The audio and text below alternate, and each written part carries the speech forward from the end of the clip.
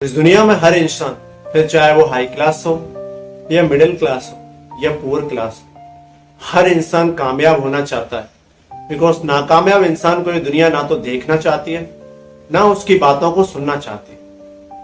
अगर किसी कामयाब इंसान से अगर आप पूछते हैं कि आपकी कामयाबी का राज क्या है, डिसिप्लिन को कैसे बिल्ड करना है, आज की इस वीडियो में आपको पूरा बताऊंगा। वीडियो को ध्यान से जरूर देखिएगा।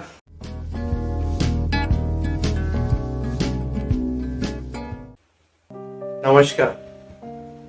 इस दुनिया में हर इंसान, फिर चाहे वो हाई क्लास हो या मिडिल क्लास हो या पुअर क्लास हो, हर इंसान कामयाब होना चाहता है। बिकॉज नाकामयाब इंसान को ये दुनिया ना तो देखना चाहती है, ना उसकी बातों को सुनना चाहती है। लेकिन अगर आप कामयाब होंगे तो आपकी छोटी से छोटी बात को भी लोग बहुत गौर से सुनेंगे। इसलिए इस दुनिया में हर इंसान कामयाब होना चाहता है, फिर उसके लिए वो कामयाबी बहुत ज्यादा बड़ी हो या बहुत ज्यादा छोटी हो। कामयाबी का रास्ता इतना सीधा नहीं होता जितना हमें लगता है। अगर किसी कामयाब इंसान से अगर आप पूछते हैं कि आपकी कामयाबी का राज क्या है, तो वो काफी सारी बातें बताएगा, लेकिन एक बात जो आप गौर करना, जो 90% जो कामयाब लोग होते हैं ज्यादातर, उनमें एक बात आपको कॉमन मिलेगी कि उनमें एक चीज थी, वो था उनका डिसिप्लिन। हिंदी में कहते हैं अनुशासन। अपनी इंद्रियों का पर खुद का शासन होना ही अनुशासन होता है।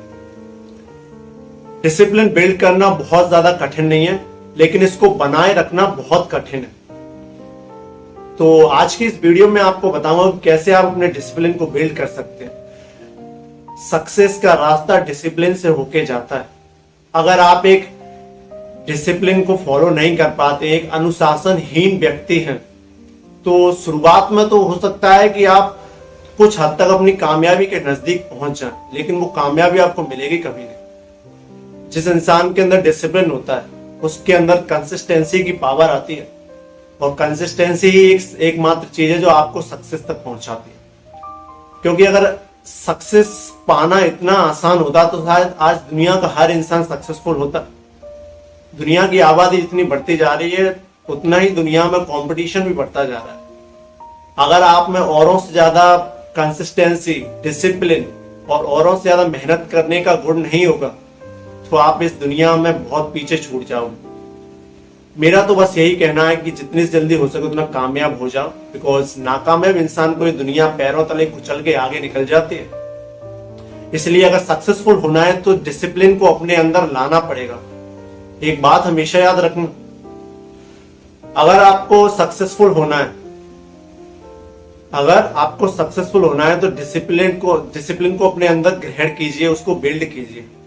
लेकिन अगर आपको जीवन भर सक्सेसफुल बने रहना है तो डिसिप्लिन को बनाए रखना पड़ेगा। अगर आप थोड़े समय के लिए डिसिप्लिन बनाते हैं तो ठीक है, आप सक्सेसफुल हो सकते हैं, लेकिन अगर आपको जीवन भर सक्सेसफुल रहना है तो डिसिप्लिन को जिंदगी भर फॉलो करना पड़ेगा। याद रखिएगा, एक बार अगर इस डिसिप्लिन को अपने अंदर ले आए तो फिर इससे हटना नहीं है, इसको छोड़ना नहीं है। तो डिसिप्लिन को कैसे बिल्ड करना है, आज की इस वीडियो में आपको पूरा बताऊंगा। वीडियो को ध्यान से जरूर देखिएगा और पूरी ईमानदारी से जो मैं बातें बताऊंगा, ईमानदारी से फॉलो कीजिएगा। बिकॉज अगर आप ईमानदारी से फॉलो नहीं करेंगे, और वैसे भी आप सक्सेसफुल अपने माँ बाप के लिए नहीं हो रहे, अपने प्यार के लिए नहीं हो रहे, यानी दुनिया में आप किसी के लिए सक्सेसफुल नहीं होते, आप खुद के लिए सक्सेसफुल होते हैं। इसीलिए मेरा बस यही कहना है कि मैं जो बातें बताऊं उन्हें ईमानदारी से फॉलो कीजिए। तो चलिए वीडियो को स्टार्ट करते हैं। How to build discipline. तो पॉइंट नंबर फर्स्ट है हमारा, wake up at the same time every single day. कहने का मतलब है कि हर दिन एक समय फिक्स कीजिए जिस दिन आपको जागना है। अंग्रेजी की एक कहावत है, an early bird catches the early worm, यानी जो चिड़िया सबसे पहले जगती है वो सबसे पहले दाना हासिल करती है। हमारे देहात में या फिर बात करें गांव में, तो वो कहावत है कि जो सोवत है वो खोवत है, और जो जागत है वो पावत है। जितनी जल्दी जगोगे आपके लिए उतना बेहतर है अपने सक्सेस को हासिल करने के लिए। इस दुनिया में 100% की बात करें तो सिर्फ 10% लोग ही क्यों सक्सेसफुल हो पाते हैं। बिकॉज 10% लोग तब जागते हैं जब 90% दुनिया सो रही होती है, यानी ब्रह्म मुहूर्त का समय। 4 से 5 बजे का समय होता है ब्रह्म मुहूर्त का। 1-2 दिन में परेशानी आएंगी, कुछ हफ्तों तक भी परेशानी आएगी, लेकिन धीरे धीरे जब आपकी आदत में आ जाएगा ना, तो फिर आप उसी टाइम पर अपनी आंख आपकी खुलने लगेगी। इसीलिए आपको 4 से 5 बजे के बीच में जागना चाहिए। हमारे शास्त्रों में लिखा है कि सूर्योदय होने से पहले अगर कोई नहीं जागता तो उसके जीवन का सूर्यास्त जल्दी होता है। इसीलिए सूर्योदय होने से पहले आपको जागना चाहिए, और 4 से 5 बजे का टाइम सबसे बेहतर है अगर आपको डिसिप्लिन को बिल्ड करना है। ये आदत आपको बाकी लोगों से जो सो रहे होते हैं उस वक्त उनसे बहुत आगे ले जाती है। इसलिए बेहतर यही है कि एक टाइम फिक्स कीजिए, एक समय जिस पर आपको हर दिन जागना। और ऐसा ही नहीं कि सिर्फ आपने सोच लिया कि 6 दिन काम करेंगे, 6 दिन मेहनत करेंगे, संडे का टाइम है तो सिर्फ आराम करेंगे। ये किसने कह दिया कि संडे आराम के लिए होता है? ये तो अंग्रेज थे जिन्होंने संडे की छुट्टी की थी, बिकॉज उन्हें प्रेयर के लिए चर्च जाना होता था। इस वजह से एक मैंने मूवी में एक डायलॉग सुना था जिसमें रॉकी कहते हैं, रॉकी बैल्बोआ, वो कहते हैं कि बहुत मेहनत हो गई, अब कल करेंगे, टुमारो। तो उनके कोच कहते हैं, ध्यान से सुनिएगा, उनके कोच कहते हैं कि there is no tomorrow, there is no tomorrow, कोई भी टुमारो नहीं है, ऐसे देयर इज नो संडे। तो इसलिए मेरी बात आप ध्यान से सुनिए, आपको एक समय फिक्स करना है और हर दिन मेहनत करनी है, उसी टाइम पर जागना है। अगर आप ऐसा नहीं कर सकते तो आप पहले ही पड़ाव में सक्सेस की दौड़ से पीछे हट जाएंगे, बाहर निकल जाएंगे। डिसिप्लिन को बिल्ड करने का second point, set clear goals. अगर आपके जीवन में अभी तक आपने अपना मकसद नहीं ढूंढा है तो उस मकसद को ढूंढिए। इस दुनिया में हर इंसान जब जन्म लेता है तो वो एक मकसद के लिए जन्म लेता है कि आपकी क्या मंजिल है, आपका क्या मकसद है इस दुनिया में आने का। अगर वो आपको अभी तक पता नहीं चला है तो उसे ढूंढो। अपने गोल्स पहले क्लियर करो कि आप बनना क्या चाहते हो। जैसे अरे कहना क्या चाहते हो, इसे आप बनना क्या चाहते हो। अगर आपको अभी तक यही नहीं रियलाइज हो गया मुझे बनना क्या है, मैं क्या करूंगा बड़ा होके, आपने अभी तक ये डेफिनेट ही नहीं किया कि मुझे क्या करना है, तो आपकी जिंदगी अभी बिल्कुल सही रास्ते पर नहीं है। जिस दिन आपका एक गोल क्लियर हो जाता है ना कि हाँ मुझे बस यही करना है, तब आप बिल्कुल सही रास्ते पर आ जाते हो। जब तक गोल क्लियर नहीं है आपके रास्ते बिल्कुल टेढ़े मेढ़े। इसलिए पहले तो अपने जीवन में कुछ गोल्स लाओ, आप सोचो। और हाँ, ड्रीम हमेशा, जो सपना आपने देखा या गोल देखा, हमेशा बड़ा रखना। छोटे लोग, छोटी सोच वाले जो होते हैं वो छोटा ड्रीम रखते हैं, और जो बड़ी सोच वाले होते हैं हमेशा बड़ा ड्रीम रखते हैं। इसलिए हमेशा ड्रीम बड़े रखना। मैंने एक कहावत सुनी थी कि सपने हमेशा बड़े देखो, जैसे निशाना हमेशा चांद पे रखो, अगर चूक भी गया तो किसी न किसी सितारे पर तो जरूर पड़ेगा। तैयारी हमेशा बड़े एग्जाम की करो।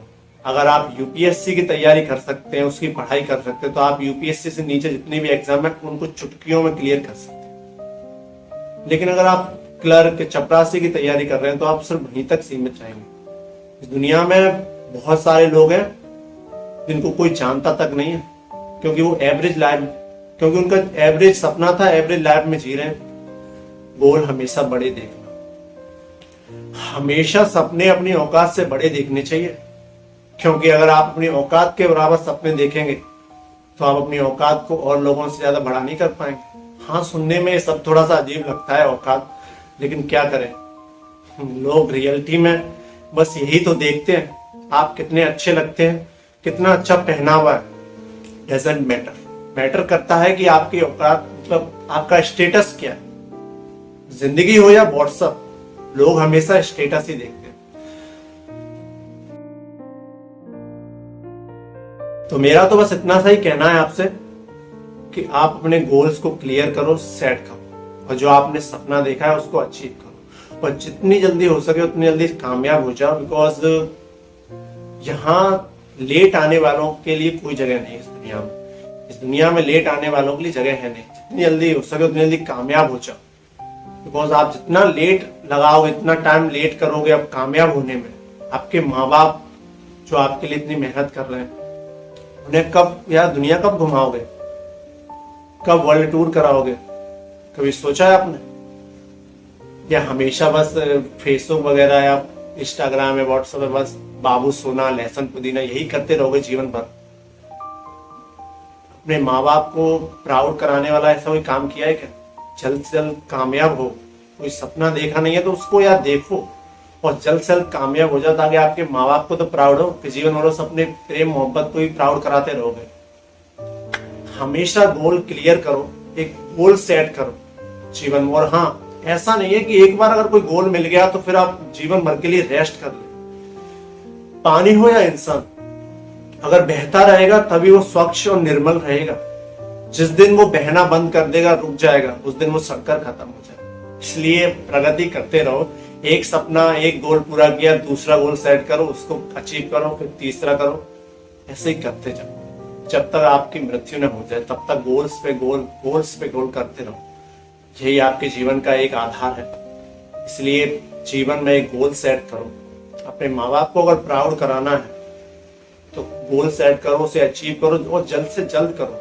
जितना लेट करोगे आपके माँ बाप की उम्र उतनी बढ़ती जा रही है। हो सके तो कम उम्र में ही उनको दुनिया की सारी शेयर कराओ। मेरी यही उम्मीद है कि आप जल्द से जल्द अपने मकसद में कामयाब होगे। हाँ, बस मकसद अच्छा होना चाहिए, पाक होना चाहिए, नापाक नहीं। डिसिप्लिन को बिल्ड करने का अगला पॉइंट है पॉइंट नंबर 3, स्टार्ट स्मॉल। हमेशा शुरुआत छोटे लेवल से करनी चाहिए। जो लंबी छलांग लगाते हैं ना शुरुआती लेवल पर, वो मुंह के बल गिरते हैं। इसलिए हमेशा छोटे छोटे कदम रखो, बिकॉज छोटे छोटे कदम ही आपको आपकी सक्सेस, आपकी कामयाबी तक लेके जाते हैं। आप जितनी जल्दी भागोगे, जितनी जल्दी छलांग लगाने की कोशिश करो, उतनी जल्दी गिरोगे। इसलिए हमेशा धीरे धीरे बढ़ो। छोटे छोटे कदम आपके कामयाबी पे बहुत ज्यादा इफेक्ट करेंगे, बहुत ज्यादा जल्दी पहुंचाएंगे आपको। अगर और लोगों की तरह सोच के सुनोगे, यार जल्द से जल्द बड़ा सा बड़ा कदम करते हैं, बड़ा सा बड़ा दाव खेलते हैं, हमेशा शुरुआत छोटे लेवल से करनी चाहिए। लाइक मैं आपको एक एग्जांपल देता हूं। अगर आप एक यूट्यूबर है तो ये नहीं सोचना चाहिए कि यार मैं यूट्यूबर हूं तो पहले बड़े लेवल से शुरुआत करता हूं ताकि पहली बार में सक्सेस मिल जाए। तो इससे अच्छा मैं पूरे रूम में लाइट्स वगैरह खरीद लाऊं, ठीक है, अम्ब्रेला लाइट्स ले आऊं, महंगे से ट्राइपॉड ले आऊं और अच्छा सा कैमरा खरीद लाऊं, 4-5 लाख रुपए का अच्छा सा खर्चा कर दूं बड़े लेवल पे, उसके बाद शुरुआत कर। मैंने ऐसे बहुत से लोग देखे हैं जिन्होंने बिल्कुल शुरुआती लेवल पे, जिन्होंने ट्राइपॉड भी लकड़ी के पे रख के किया था मोबाइल से कैमरा, जो आज सक्सेसफुल है। तो हमेशा शुरुआत छोटे लेवल से करनी चाहिए। मैं ये मानता हूं कि अगर आप छोटे लेवल से शुरुआत करेंगे तो कामयाबी में थोड़ा सा समय लग सकता है, क्योंकि आज के टाइम पे लोगों को ये पसंद नहीं आता कि आप कितनी अच्छी बातें करते हैं। लोग ये देखते हैं कि आपके बैकग्राउंड में कितना अच्छा बैकग्राउंड है ना, कितना अच्छा कैमरे की क्वालिटी है, कितने अच्छे आपने कपड़े पहने हैं। उससे वो आपके वीडियो को जज करते हैं पहले। लेकिन रियलिटी में आपका अगर कंटेंट अच्छा है ना, आप बोलते अच्छा है, आपकी बातें अच्छी हैं, तो सिर्फ वही अकेला एकमात्र आपकी वीडियो को बहुत ज्यादा पॉपुलर कर सकता है। तो मेरे कहने का मतलब है कि हमेशा छोटे लेवल से शुरुआत करो, छोटे छोटे कदम रखो। कभी एक बात याद रखना जीवन में, कभी किसी को छोटा नहीं समझना, क्योंकि हमेशा ठोकर पत्थर से लगती है, पहाड़ से नहीं लगती। समझ में आ रहा? और छोटे छोटे कड़ बड़े पर्वत का निर्माण करते हैं, याद रखना। इसलिए याद रखना, छोटे छोटे स्टेप लो हमेशा जीवन में। छोटे छोटे स्टेप लोगे तो आपकी कामयाबी तक आप जल्दी पहुंचो। और जितनी जल्दी छलांग लगाने की कोशिश करोगे, मुंह के बल गिरोगे, याद रखना।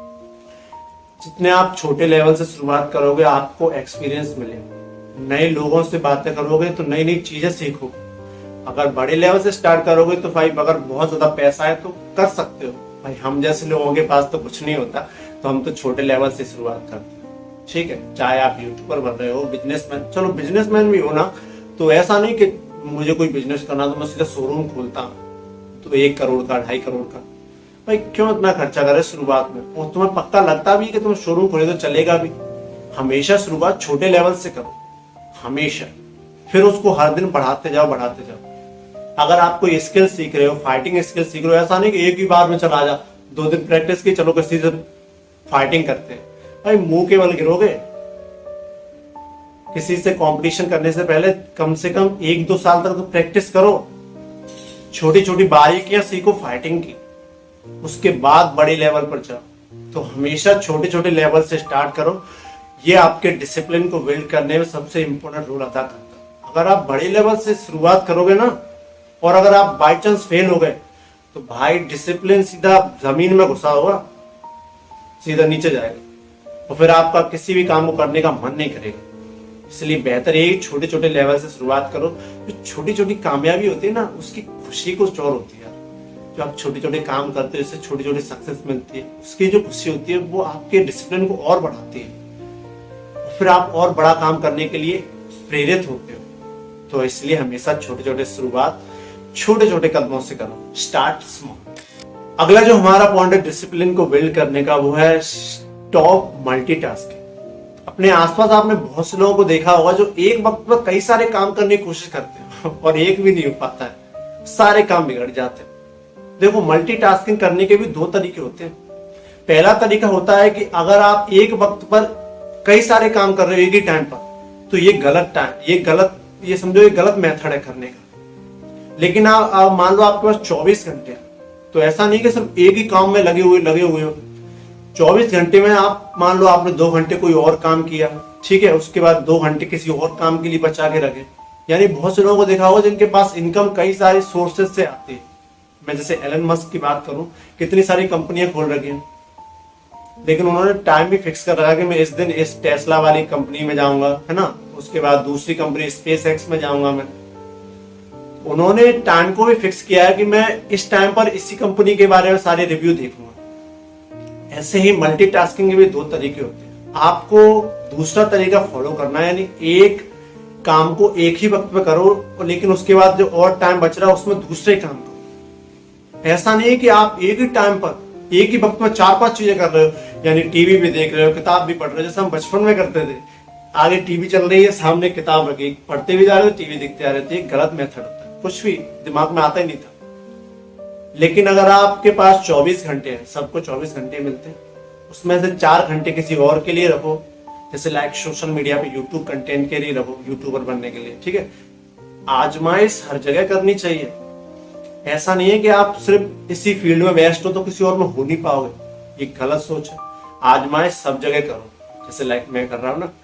आप पढ़ा रहे हो तो पढ़ाने वाले टाइम पे सिर्फ पढ़ाने का काम करो, ठीक है। फिर जो टाइम फ्री मिला उसमें कुछ दूसरा काम करो, फिर उसके बाद टाइम फ्री मिला तो उसमें घर में कुछ अपनी पढ़ाई भी कर सकते हो। यानी मल्टीटास्किंग के भी अलग तरीके हैं, लेकिन जो पॉइंट में बताया कौन सी मल्टीटास्किंग, कि एक वक्त पर एक ही काम करो।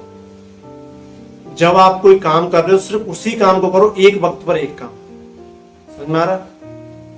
एक बात याद रखना, जो इंसान एक से ज्यादा चीजों को अचीव करने की कोशिश करता है एक वक्त पे, उसकी नैया जरूर डूबती है। जैसे लाइक हमेशा एक ही कश्ती में सवार रहना चाहिए।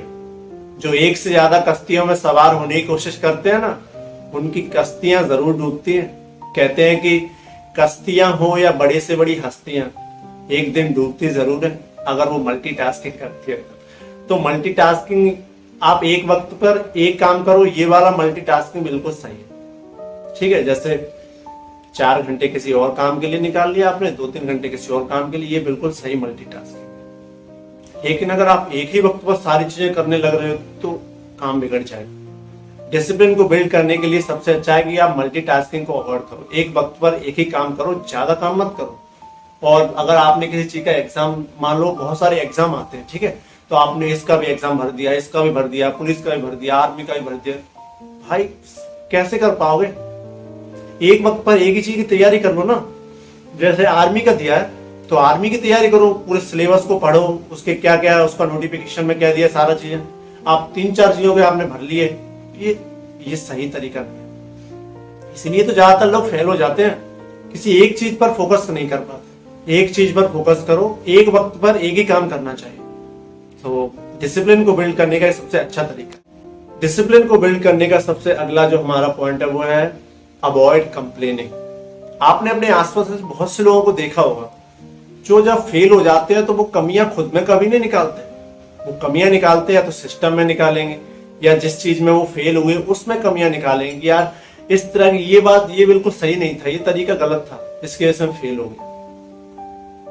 कमियां हमेशा आपके अंदर होती है, कहीं और नहीं होती। जो इंसान बहुत ज्यादा कंप्लेन करता है, दूसरी चीजों में कमियां निकालता है, उसके अंदर डिसिप्लिन कभी नहीं आ सकता।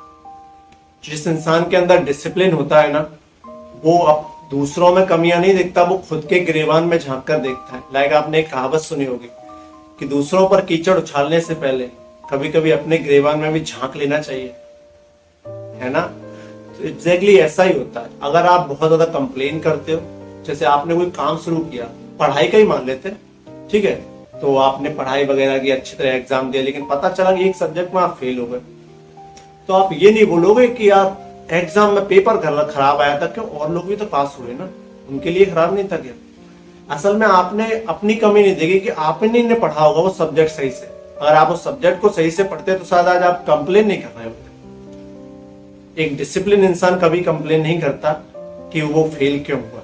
वो जब फेल होता है तो उस फेल में वो देखता है कि कहाँ कहाँ कमियां छूटी हैं, और वो आगे से उन कमियों को कभी दोहराता नहीं है। लेकिन अगर आप कंप्लेन करते हैं तो यकीनन ये सारी की सारी गलती आपकी है और आप सक्सेस कभी हासिल नहीं कर सकते। इसलिए कंप्लेनिंग को अवॉइड करो, ठीक है। किसी चीज में अगर आप फेल हो गए तो फेल होना भी अच्छा होता है। कहते हैं कि सक्सेस कम्स फ्रॉम एक्सपीरियंस।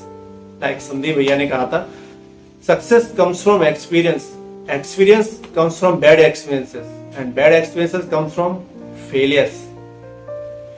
अगर जीवन में अनुभव लेना है तो हमेशा फेलियर से ही मिलते हैं। तो अगर आप फेल होते हैं तो ये आपके लिए अच्छा है, आपको अनुभव मिले। आपके अनुभव ही आपकी कामयाबी का रास्ता तय करते हैं। तो कंप्लेन करना अवॉइड करो, और जहां कमियां रह गई हैं आगे से कोशिश करो कि ना हो। अगर आप पहले ही प्रयास में कोई एग्जाम क्रैक कर ले तो अच्छी बात है, सुभान अल्लाह। लेकिन नहीं कर पाते तो उन कमियों को ढूंढ के उन्हें सुधारो। लाइक आपने एक कहावत सुनी होगी कि अपनी हर मुश्किल पर पूरी ताकत से वार करो। अपनी हर मुश्किल पर, परेशानी पर पूरी ताकत से वार करो। कहाँ कमी रह गई देखो, सुधार करो। अगला जो हमारा पॉइंट है जो डिसिप्लिन को बिल्ड करने का है वो है अवॉइड डिस्ट्रैक्शन। ये सबसे ज्यादा होता है युवा वर्ग में। जब ये युवा अवस्था वाला समय आता है ना, तब डिस्ट्रैक्शन बहुत सारी चीजों से भी हो सकता है। जरूरी नहीं है कि सिर्फ लड़की से ही हो, याद रखना। डर्टी माइंड है लोगों की बहुत सारी। डिस्ट्रैक्शन का मतलब होता है कि आपने जो गोल देखा है, आपने जो ड्रीम देखा है, उसको पाने के लिए क्या क्या काम करने चाहिए, क्या नहीं करने चाहिए। जो नहीं करने चाहिए अगर आप उनको कर रहे हो तो आप डिस्ट्रैक्शन के शिकार हो। अगर आप वर्कआउट करते हो तो आपको शुगर वाली चीजें नहीं खानी चाहिए, लेकिन जब आप मिठाई देखते हो तो आप खुद को रोक नहीं पाते, तो आप डिस्ट्रैक्ट हो चुके हो।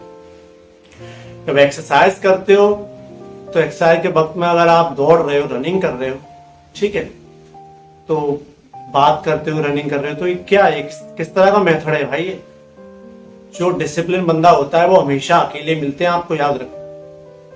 जिनमें डिसिप्लिन होता है वो ज्यादातर आपको अकेले मिलेंगे, और डिस्ट्रैक्शन से हमेशा दूर रहते हैं। चाहे वो डिस्ट्रैक्शन वस्तुओं का हो या लड़कियों का हो। जितने भी लाइक बॉयज हैं, मैं उनसे एक बात कहना चाहता हूँ कि अगर आप अपने जीवन में लड़की को इग्नोर कर सकते, ध्यान से सुनना, अगर कोई लड़का किसी लड़की को इग्नोर कर सकता है तो वो अपने जीवन में कोई भी काम कर सकता है।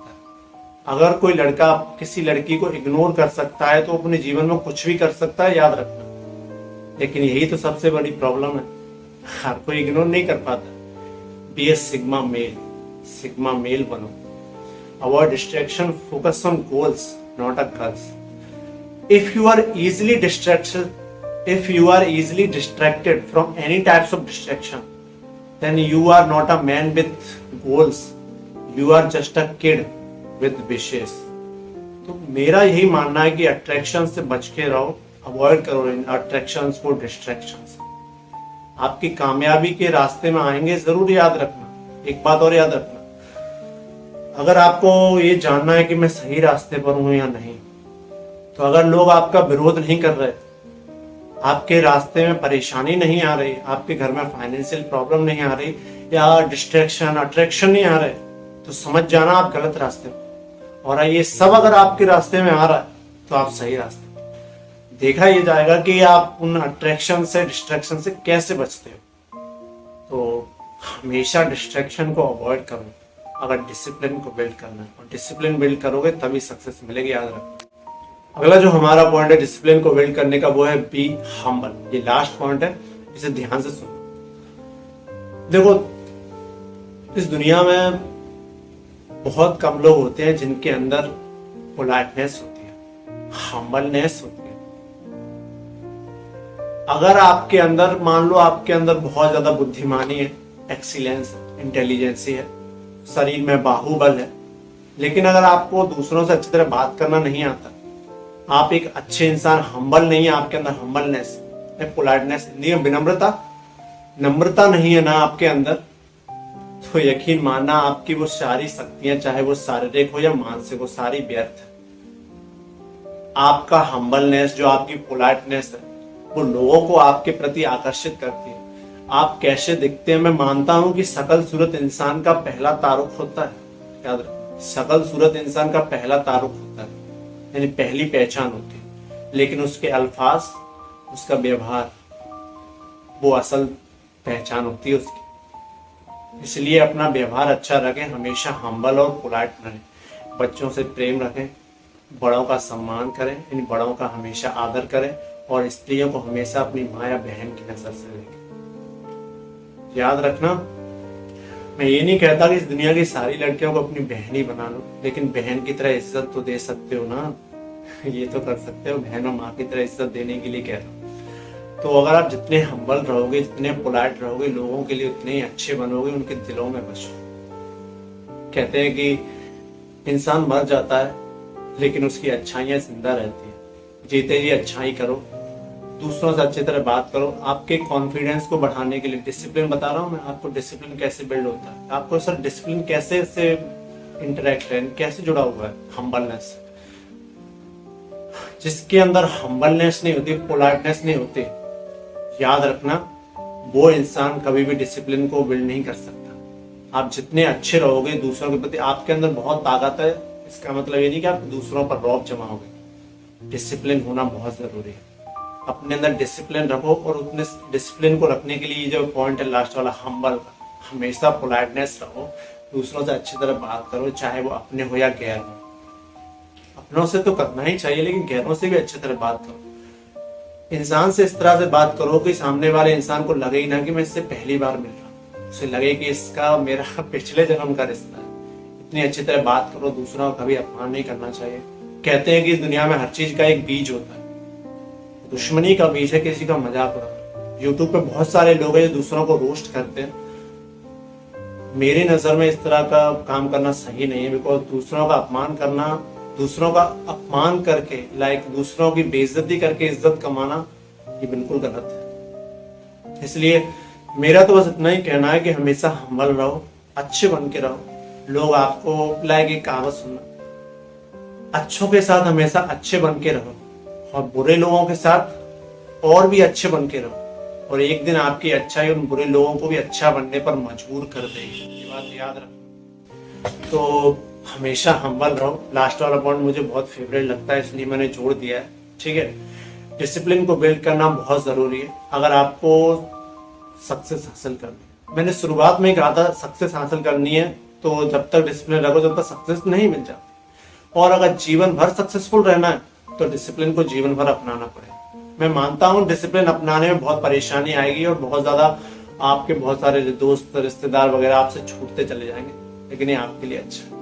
जो आपका अपना होगा वो आपके पास रुकेगा, और जो आपका अपना नहीं होगा वो भाग जाएगा। खैर ये तो हो गई बात। तो डिसिप्लिन को बिल्ड करने के जो मैंने आपको तरीके बताए उन्हें ईमानदारी से फॉलो कीजिए।